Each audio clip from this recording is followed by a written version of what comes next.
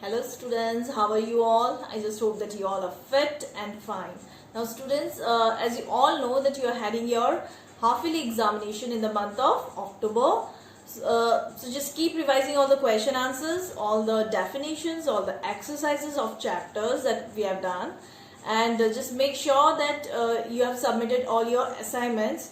Assignments, they are actually your homework right from the first homework. Because you are getting marks for it. 20 marks will be for these assignments, okay, and 80 will be for your examination paper. Now students, let's continue the chapter number 3, elements, compounds and mixtures. And today you're going to learn about water, acids, bases and salts, their chemical formulas. Okay, so let's get started. Acids, they are derived from they are chemicals that are derived from either from plants and minerals.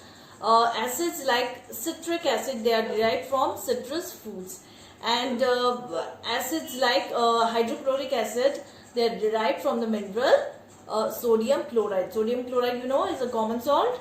And now let's see some of the important chemical formulas of acids. First is hydrochloric acid. Hydrogen, here you see hydrogen, it has got +1 valency, and chlorine, it has got -1. So I told you how to form chemical formula. We will interchange the valencies, okay. So we are going to interchange it.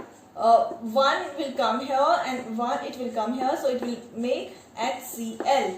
Okay, one we will not consider one. So this is HCl, hydrochloric acid. Now here we have hydrogen, and this is nitrate. Now hydrogen has got the valency +1 and nitrate, it has got the valency -1. So we are going to interchange the valencies.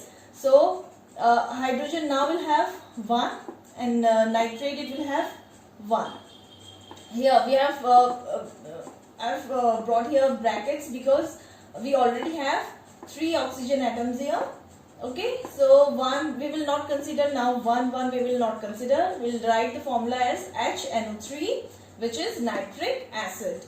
Now here we have this hydrogen +1, and here we have sulfate with -2 valency.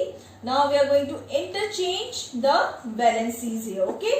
So -2 will come here now with hydrogen, and 1 + 1 will here with sulfate. So the formula will be H2SO4. We are not going to consider 1 here. So it is simply H2SO4, which is sulfuric acid. Now comes bases. Now bases, they are the chemicals that are bitter in taste. Bitter, you know, kadwa. Now they are the hydroxides or oxides of metals. Now bases, they have got the suffix OH-. So these are some important chemical formulas of bases, and just see they all have OH suffix, and these are all metals. So the formula is potassium hydroxide KOH, NaOH is sodium hydroxide, CaOH2 is calcium hydroxide, ZnOH2 is zinc hydroxide, and MgOH2 is magnesium hydroxide. Got it? Salts, they are chemicals formed on reaction of a base with an acid. Just now I told you what are base and acid. So here is the reaction of base and acid, and base, when it reacts with acid, it forms salt and water. Here is an example of sodium chloride, which is a salt. So how sodium chloride is formed?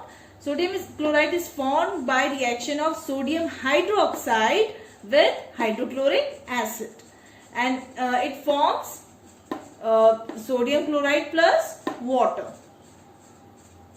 So this is the reaction, and this is a salt. Some other example of salts are sodium carbonate or washing soda, and these are the chemical formulas: sodium bicarbonate or baking soda, Epsom salt, and then ammonium chloride NH4Cl. Now what are mixtures? A mixture is an impure substance made up of two or more elements or compounds mechanically mixed together in any proportion. That means they are not chemically bonded. Now here, just now I told you that it is made up of two or more elements. So let us take an example of elements here. Here we have an element iron and here sulfur. So these two elements, when we mix them, then they make mixture of iron and sulfur. Now the second one is compounds. So how two compounds they mixed to form a mixture, and here we have taken sodium chloride and here the compound is water. Both these are compounds. So when we mix them, then they form a mixture of sodium chloride solution. Sodium chloride is common salt. And then the third one is element plus element and compound. So here element is sulfur and here element is carbon, and the compound is potassium nitrate, and when these they mix together they form the mixture of gunpowder. Now these are the properties of elements, compounds and mixtures, or we can see a comparative study of elements, compounds and mixtures. So first is that elements, they are pure substance. Compounds, they are also pure substance. Pure substance means the substance which are made up of only one kind of particles. Now mixtures, they are impure substance. Impure substance means they are made up of more than two kind of particles. Then comes elements. Elements, that is atoms, they are present on their own. I'm talking about their existence. Now secondly, components are present in a definite proportion in compounds. In mixtures, components, they are present in a varying proportion. That means the proportion is different in size, amount, etc. Then third is, elements, they have a definite set of properties. Compounds, they also have a definite set of properties, but mixtures, they do not have a definite set of properties. Then comes elements, they can be separated by physical and chemical methods. Compounds, they can be separated by chemical methods only, and mixtures, they can be separated by physical methods only. Okay. Then comes examples. Examples of elements are iron, copper, silver, gold, hydrogen, carbon. They all are elements. And compounds, examples of compounds are sodium chloride, ammonia, then hydrogen chloride, etc. Now mixtures, the examples of mixtures are iron plus sulfur mixture, gunpowder, sugar and water solution or mixture, air, milk, they all are mixtures. So these are the comparative study of elements, compounds and mixtures.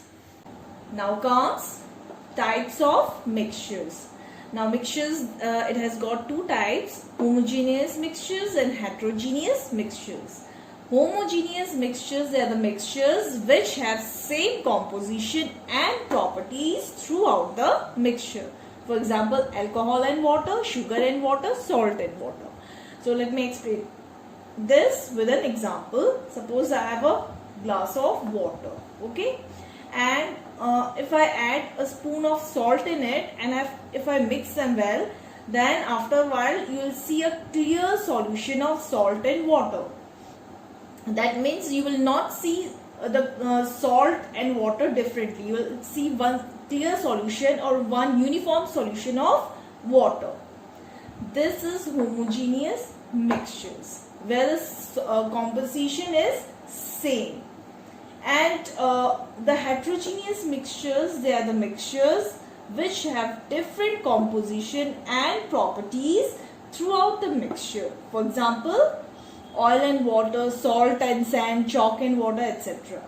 So here I have taken a glass of water, and if I add oil, 1 spoon of oil in it, and if I mix them well, then after a while what you will see? You will see a layer of oil above the water. Since oil is lighter than water, so it will form a layer of oil above the water, above the surface.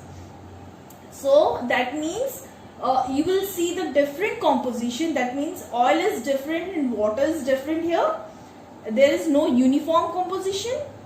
That means this is heterogeneous mixture. Or you can say the mixture in which components they mix easily, then the mixture is called homogeneous. And if the composition of the components they do not mix easily, then the mixture is called heterogeneous mixture. Got it? Now the other mixtures are air. Now air is a mixture of different types of colorless gases.